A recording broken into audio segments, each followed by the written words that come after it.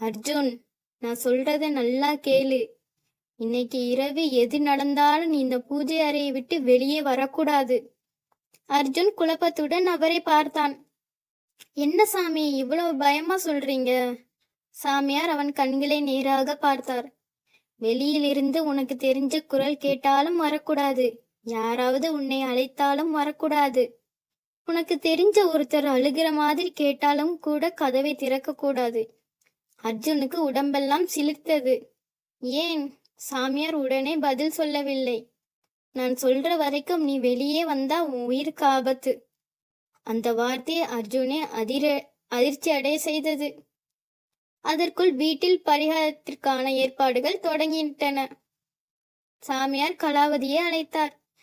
இந்த பரிகாரத்தை நீ தான் செய்யணும். கலாவதி பதறினாள். நானா? ஆமாம், நீ செய்ய வேண்டியதை நான் சொல்றேன். நடுவுல எதுவும் நிறுத்தக்கூடாது. கலாவதி பயந்து கொண்டே பூஜைக்கு முன் அமர்ந்தாள்.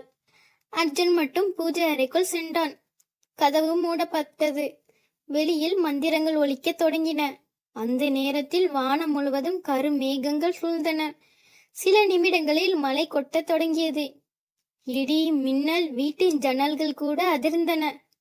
கலாவதி மந்திரத்தை தொடர்ந்து சொல்ல முயன்றாள். ஆனால் அவளுடைய கைகள் நடுங்கிக் கொண்டிருந்தன.